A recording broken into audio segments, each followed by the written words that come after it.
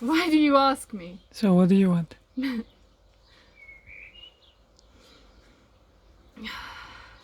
I don't know why it gets me so triggered when it's such a positive thing.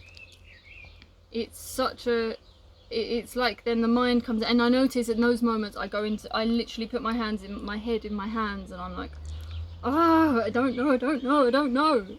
And it is like that thing from The Notebook when he's like, what do you want? For God's sake. And she's like, I have no idea.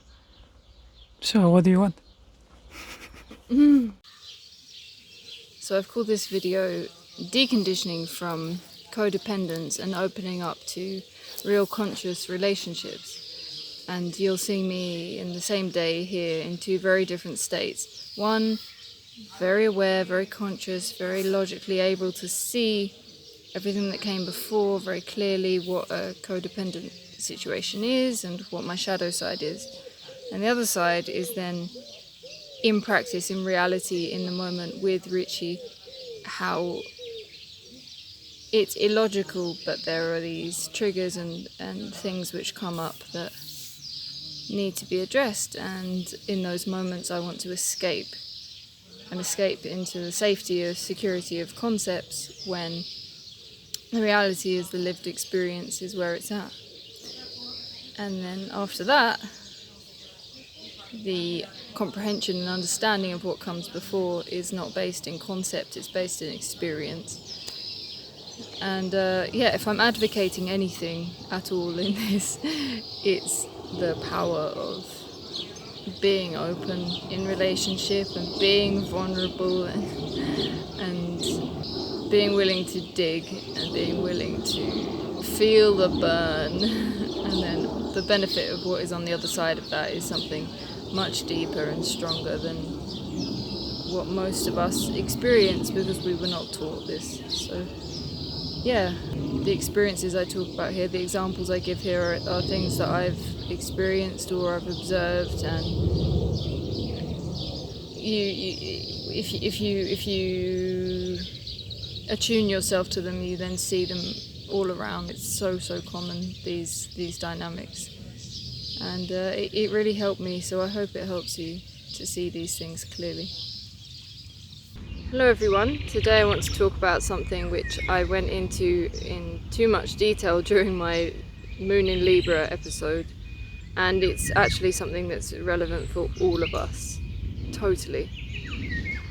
And this is the issue of codependence, and this is the issue of emotional incest, and this is the issue of needing validation and entering into relationships which are actually transactions, and then putting a label of love on top of all of that, and that leading us extremely astray. So this is about the difference between conditional and unconditional love in practice, in reality, and what a relationship looks like when it is a transaction and when it is free from that. And how these dynamics play out in all areas of society. It's not just a niche group of people who have these issues. They may have them to an exaggerated degree, but we all have them in one way or another in our relationships. So we're all extremely messed up. We come from a really messed up world, and we come not just as one little bean. We come at the end of a long line of beings with all of their individual parents. We come down, they say it takes, for the last, I can't remember the figure, but for us to be here, we need to have had 4,000 people just to generate us coming down the line.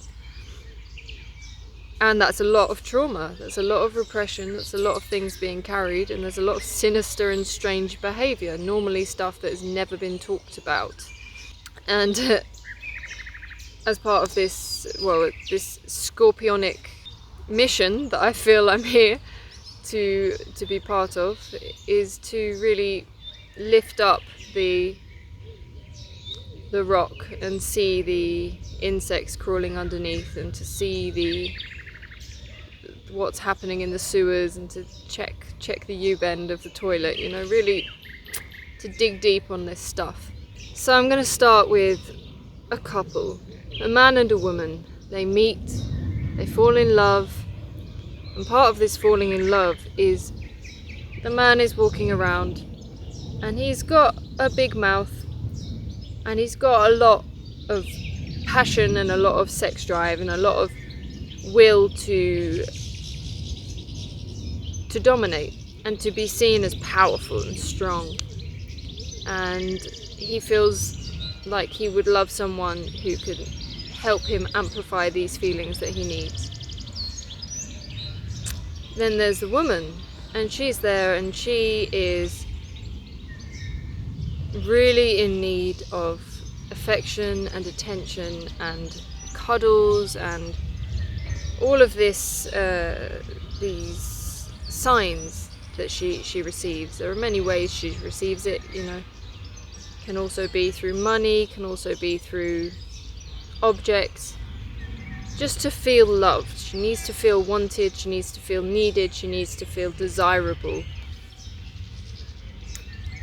So they get into a relationship and it's just magnetic. It's like everything lines up. When they're together, the sexual chemistry is like incredible. They blow each other's minds in bed and he feels powerful. She's very happy to be dominated, to be submissive and allow him to just use her body, you know. It's his, you know, it's for him, and in exchange I get to feel validated. This is how she feels. She's like, it's worth it because I'm worth it. And they have a very lovely relationship for about 1.5 years. It's really, really amazing, and lots of orgasms, lots of fun. They go on lots of trips, they meet each other's families, they have amazing photographs together. Everything's just wow, just picture perfect. And then one day she's not really in the mood for sex, and you know what, like, he's kind of validated her for a long time now, and his validation doesn't mean that much anymore, and his opinion kind of is like, meh, okay. And he's looking at her and she's looking a bit overweight and meh, you know, she won't have sex with me anymore, and you know, I can probably find someone younger who will really make me feel like a man. And sometimes in a relationship it just breaks down and they go their separate ways, and he does find the younger partner and she goes off and then starts doing the things that she needs to do to get herself back up to a standard where she feels she is valued. The other thing that can happen is that they panic and they have a child. Let me introduce you to Mum and Dad. They were just children. They're just teenagers, essentially. This dynamic of a transaction, and that's just one example. It can go the other way. It can be it's a man, he's weak, he's sad, he needs saving, he needs a mummy, and then the woman just does everything for him. She's so strong and he needs her and she feels so valuable. It can go a million different ways, a million different costumes and plots to this story. They essentially mean the same thing, which is they should have started with a piece of paper each and said, this is what I require from you. In exchange, I will tick the boxes on your piece of paper. We have a match. And they don't do that. Instead, it's, I'm going to show you the absolute nicest part of myself, my best cum face, my best dress, my best everything, for as long as I can maintain that. But it's fucking exhausting. I can't do that forever. No one can. And some couples manage to keep up the pretense until the day they die, but it's normally because earlier on in the relationship they've hit that wall, they can't continue the honeymoon period, but then they say, okay, look, now we'll make a compromise. I still need to dominate you. Do you accept those terms? Will you never fight back? Will you never say anything against me? Will you always agree with me? Will you sign over your will, essentially? You don't have an opinion anymore. And then the other person says, if it keeps the peace, I trust your opinion, darling. Yeah, okay, sure. And then the relationship can continue. And they go on and they have children. And then there's still this very unresolved issue that they're living a lie. And they're teaching the child to live a lie is normal. This is entirely normal, what I've been talking about. So mummy and daddy both have needs, and generally they can't meet them. It's too difficult to keep up that pretense forever. So what then happens when the child is born and comes into this world? I'll start with the mother with a son, because in the other video I started with the opposite. So the mother gets her baby boy, and now there's a man that will be with her forever. And this is someone who she can mould into this perfect man who isn't going to dominate her, who isn't going to be able to put her down and make her feel small and make her sign over her opinion. She can speak freely with this young man, and it's even cleaner than that, because they don't need to have sex, they don't need to have that complication. And instead they enter into something else which is still incestuous. Incest does not just mean sexual, it can be emotional. And again, it comes back to the transaction. And the parent, when they enter into a transaction with their child, always has the upper hand, always is the one stipulating the terms. And this can be very, very dangerous. Unfortunately, the terms are not necessarily ever dictated by what you would like. So she may think she wants this, that and the other, but really it will be her emotions that drive it. And if she then has feelings of inadequacy, feelings of weakness, depending on the makeup of the child will then try to appease and please, or else validate the negative emotions. And I've heard a son call his mother a cunt before, several times. How do we get into that sort of situation? It's because of this tension of the transaction. And both parties, in reality, are never happy with the transaction, because we know it's a lie, we know it's conditional, and we know the minute that we break our side of the bargain, we lose that relationship.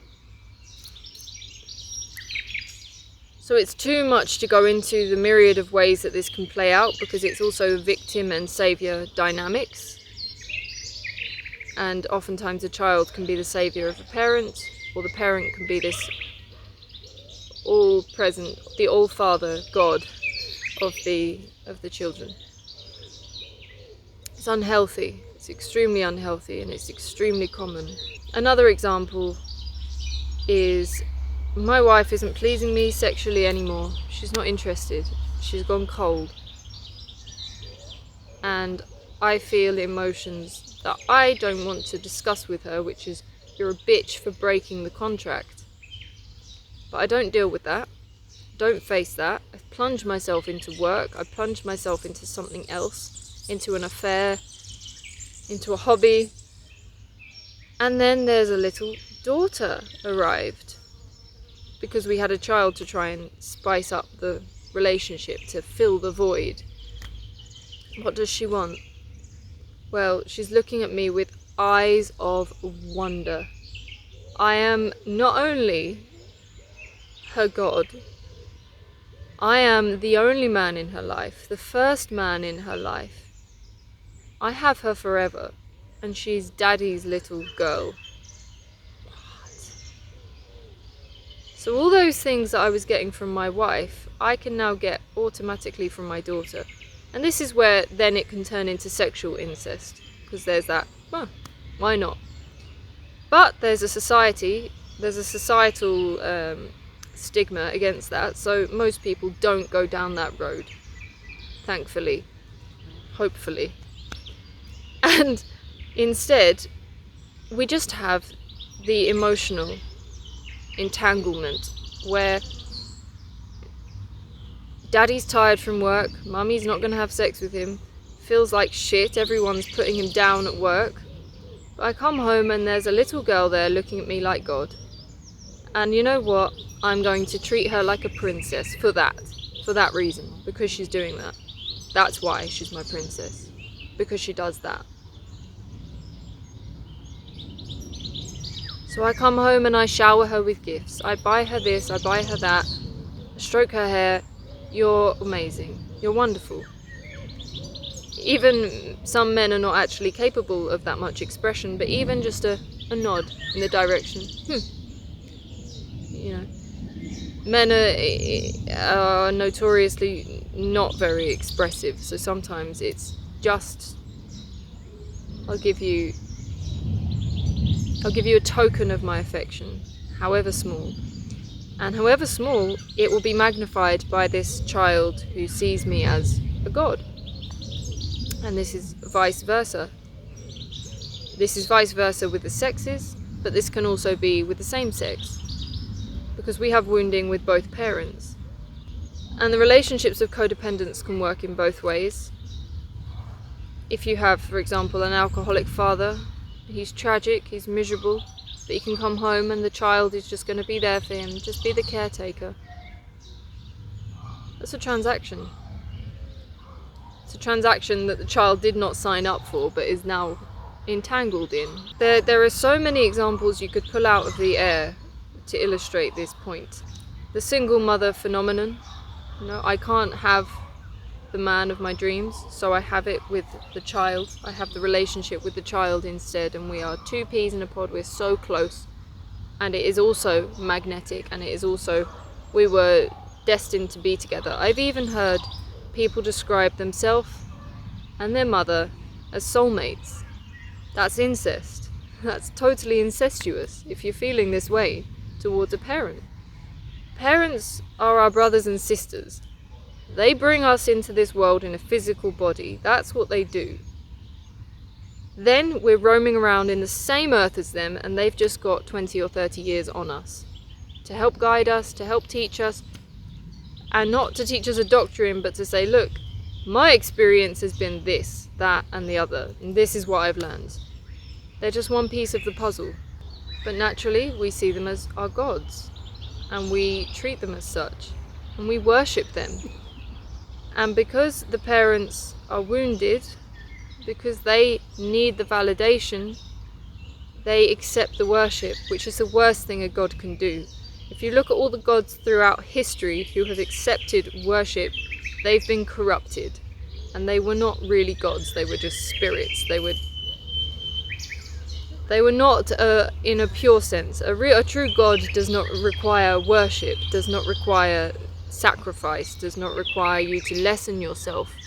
So instead of this natural admiration that we have for these older people who, we have a thing called mirroring. That's how we learn to use our bodies. They do something physically and we try to copy them. And we misinterpret this as they wish they were us, because we are gods. We are of that amazing level. Even though we know we're not, because we have extreme issues with self-esteem, we take that on and we say, yep, I'll lap it up, give it to me. The child is imitating you because it needs to have its own survival mechanism. The child is looking at you with these eyes as also a survival mechanism. If you look at the animal kingdom, animals have very cute faces so that we don't kill them. And that's how the species is then continued. Children would look at you as they would look at any first adult that they came across, with wonder and with these eyes of absolute marvel. And so they should. But we take that on as if it's something personal, and then we enter into something very, very unhealthy. If we really, really had love for ourselves, if our mums and dads really had love for themselves, they wouldn't be looking to us to fill the void. They would be able to see what we were doing for what it was, which was exploration and curiosity. Because let's fast forward to being a teenager, and this child is feeling just exhausted. Children are exhausted most of the time. Children are sick most of the time.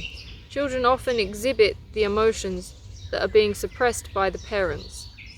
Children then also exhibit them in terms of sickness and illness. If the mother or the father has some heavily repressed sexual trauma, that will come out in the child. So it doesn't matter what the parents look like on the outside, it's what is hidden under the surface. That is what's going to be reflected in the child. And this is where then the black sheep identified patient dynamic can come in, because then instead of me dealing with my trauma, I can just say it's her, it's the child with the problem, it's my problem child. And there we go, all of the problems get placed on the head of this little innocent, this little uncorrupted thing. And we use our children like toilets, and we ourselves are all still children. So there's this ancestral wounding that's come down, and when you become a teenager, you start really feeling into your own will, hopefully. And we start fighting back, and then we're no longer daddy's little girl, we're no longer mummy's little prince, and we are disgusting to them, because we're not fulfilling our contract anymore. So I guess this then comes to the point of how to live without a contract. What does that look like? And I can speak to this from personal experience. All of that from before, personal experience, and this now, personal experience. So one thing, what do I want in a relationship? This is my shadow self. What do I want? I want validation, I want affection, I want space. Give me plenty of space. I want to do my own thing. I want to be able to pursue creativity alone, but I want you to come and tell me that it's beautiful, but not too beautiful, because I want to believe it when you say it. I want to have passionate sex, but only when I want it. But I also want you to be spontaneous and loving. And I don't want you to have more money than me, but I want you to have enough money to support us both. It's full of contradictions, right? When you really start looking at all your motivations and your perfect idealized fantasy life, it's full of contradictions. So then comes Richi, and Richi sees all. He sees all my manipulations, he sees all of my shadow side, he sees all of my childish needs and wants and desire for validation. He's not going to give me that. He's not going to give me that. He doesn't give me what I want, he gives me what I need. Inadvertently, some of these desires that I have are purified and come to the surface. Creativity. He does give me space. He does hold space. And then suddenly this creative well starts erupting. And it's pure. And suddenly I have no need for his acceptance. I don't need him to give me a gold star for every little doodle that I do. And it's just happening of its own accord. Wow, amazing. So then we come to other things. There's something that women do as well. That as it's not such a simple thing when the contract breaks down. It's, oh, we've broken up, it's done. It breaks down little by little through gritted teeth. And this is why women withhold sex. They withhold sex because they realise that their part of the contract, it isn't worth shit. Because it's a fucking lie anyway. It's all a lie. So they start withholding sex. They start not doing the washing up. They start letting themselves slide in other ways and just kind of being very passive aggressive. Now this comes through in my relationship with Richi after he tells me a truth that I don't really want to hear, or I feel like I've had enough truth for today, thank you very much. So there can be... So if he draws attention to something that I've done that's wrong around the house, if I've forgotten to turn on the fridge or something like this, I can then tend to be, thank you for telling me, darling. And inside I'm seething. He knows I'm seething. So he'll just poke. What's going on? What's happening? What's happening? And I'm like, nothing, I'm fine. But the resentment is building and building and building. because he's broken the contract. But he never signed the contract, you see. But he's broken the contract that says he will constantly validate me and not tell me any of my errors. Or if he does, he will say it in such a way that it's boxed up neatly and I'll have maybe 3 weeks notice before I have to hear this truth. In an ordinary relationship, somebody wouldn't relay a truth in such a way because they would be worried about losing something. He's not worried about what I'm going to say. He's not worried about my retaliation. He's not worried about my actions that will follow. He doesn't care because he just wants to say the truth. Speaking the truth no matter what. This is a relationship which is not codependent, which is not conditional. Unconditional love means I love you no matter what you do, and I will tell you what you do, no matter what you do afterwards. There are no conditions. And I will be me, and you will be you. And we will help each other improve by showing each other what we do which is not beneficial to ourselves or to each other or to the environment. It's simple, really. I struggle every day. Richi gets it. And then I see him and I say, you know what? I actually see how this benefits him in the long run because he's not holding on to resentment. He's not got a little pocketbook of all the things that I've done wrong. He tells me in the moment, and then guess what? I don't do it again because he's revealed it. The other thing is, my value is not wrapped up in some arbitrary thing that's happening outside of my physical body, that's happening in the world. You know, it's just events, it's just things, it's just stuff. And he loves me at my core. What do you want? This is the question, and this is the question that triggers me so much. And it's the reason why this is not like a normal relationship. Because I'm so used to there being a contract where I'm happy to give my will away and just follow you. But you keep asking me, what do you want? What do you want from life? Where do you want to go? What do you want to eat? What do you want to do? Where do you want to live? What do you feel? Really triggered and angry at you. And I direct it at you. And it's not correct. It's not how I should feel. But I feel like I'm doing everything right to be a good girlfriend. And then you come along and ask me what I want. And I feel like I've already said that I'm happy to hand this over to you. You want me to take responsibility for my own life, and it makes me angry.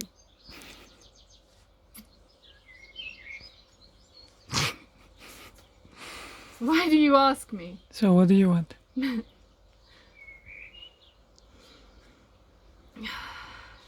I don't know why it gets me so triggered when it's such a positive thing.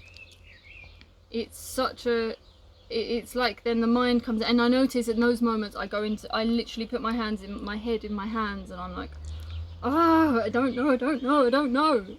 And it is like that thing from The Notebook when he's like, what do you want? For God's sake. And she's like, I have no idea. So what do you want? I want to be okay with you speaking to me like this. And just to be able to see past, it's like I can't address the situation for what it is. I get lost in another story because you're breaking my mind. You're breaking my mind. You're breaking my concepts in the moment.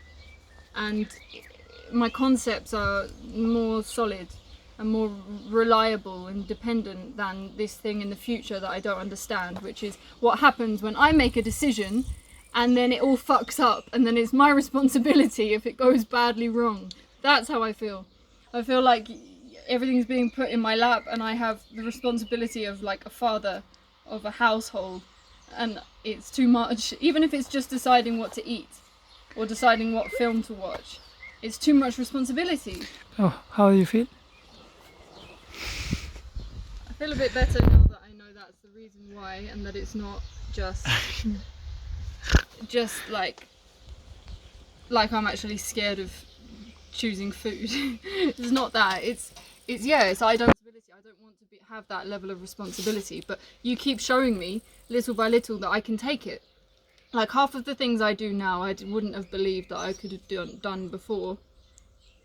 Even a year ago, you've changed my capacity. Like, I've expanded, and I do this all the time where I expand and I grow and I develop, and then I get angry at you when I'm not expanding more. You know, I always then turn it around on you. And it's a lot of internal pressure and a lot of story that doesn't mean anything. And I'm just trying to drag my past self with me. And I'm not taking into consideration the fact that I can make decisions now, and that the consequences will not be that bad, because we've both lived with nothing in the past and survived. So I don't need to be worried about being a princess now, you know, by saying, I want this and I want that. I'm gonna choose. Oh, so who are we? Who are you? Who am I?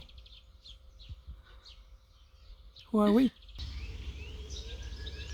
You see how when I talk about the wounded side, about the dynamics that play out in terms of codependence, in terms of conditional love, I'm very adept at talking about this. I've studied this for so long. I've written streams I've written a book about this. And when it comes to unconditional love, I'm a rookie, and I can barely get the words out because it's so difficult to even imagine being able to be in that space all of the time. When I manage it, it's the easiest thing in the world, and then there's nothing to say. But trying to get from that place of an existence where everything is conditional, everything is about getting a goal. Why would I do that unless I'm going to get something in return? What are the returns on this thing? No, but actually doing something altruistic, genuinely, for the sake of everything. Everything is one. It's all to do with separation, and it's all to do with having a lack of love. But it's so superficial, the relationships that we have where we need a contract, where we need a transaction. That's just... It's like you have a huge infection, it's gangrenous, and someone comes along with stars in their eyes and one of these amazing Barbie coloured plasters, and they put it on, and then you look into each other's eyes and you try to fool yourselves. Try to fool yourselves that you've healed the problem. But you both know you're lying. We're more intelligent than we make ourselves out to be.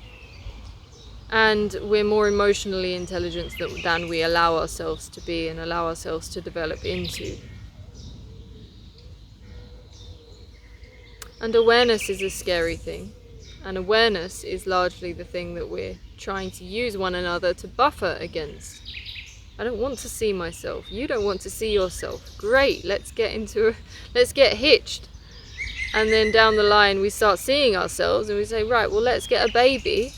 And babies are nice and pure, and then we can just project everything into them. Oh no, now the baby is starting to reflect a lot of stuff back at us that we don't want to look at.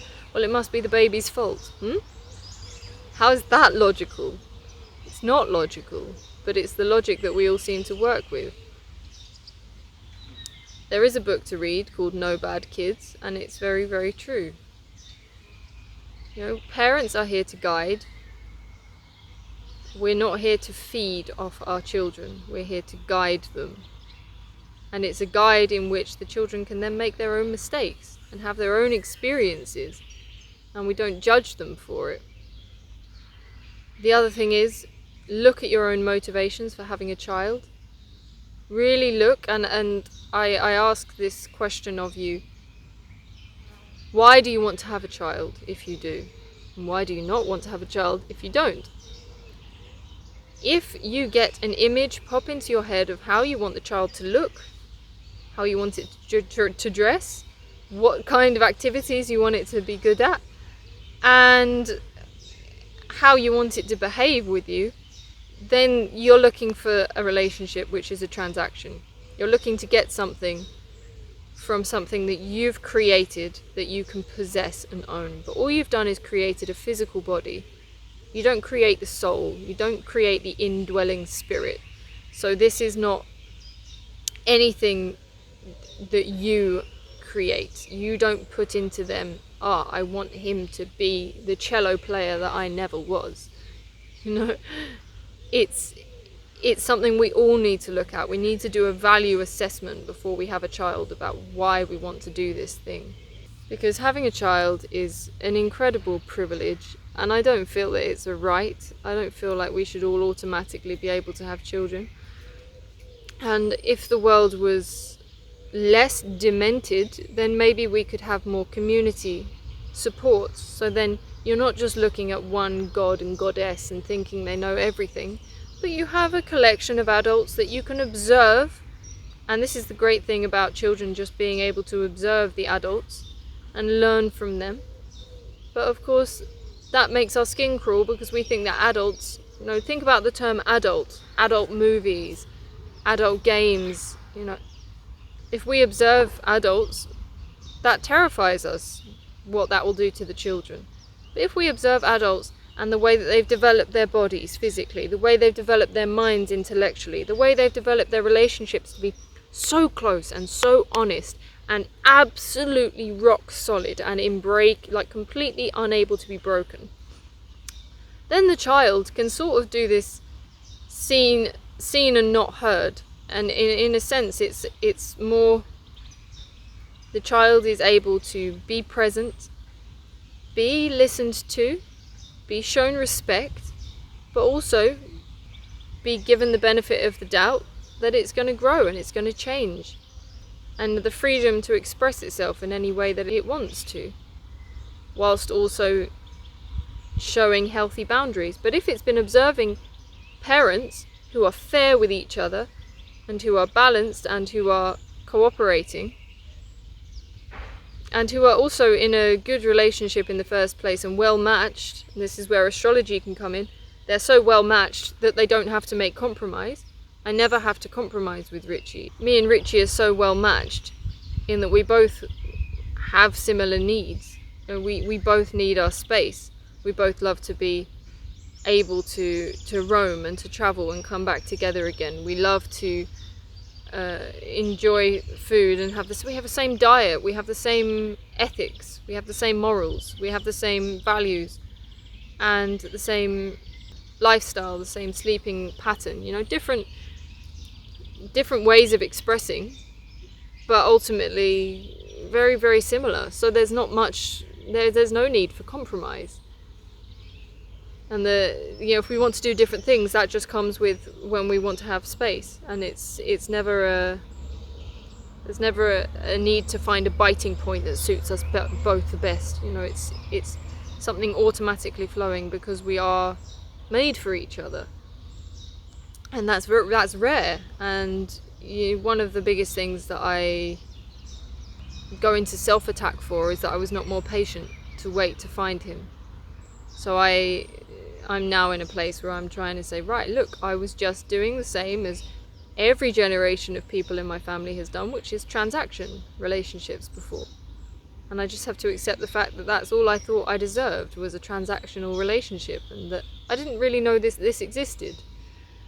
And that's part of the reason I'm making these videos, is to try and show people it does exist, and patience can be really, really key in this. But yeah, communication. Communication is ultimately the point of all of this, and learning to see, because there's also the point that we can easily fall into, we can start off in what we think is a conscious relationship and then fall into contractual patterns.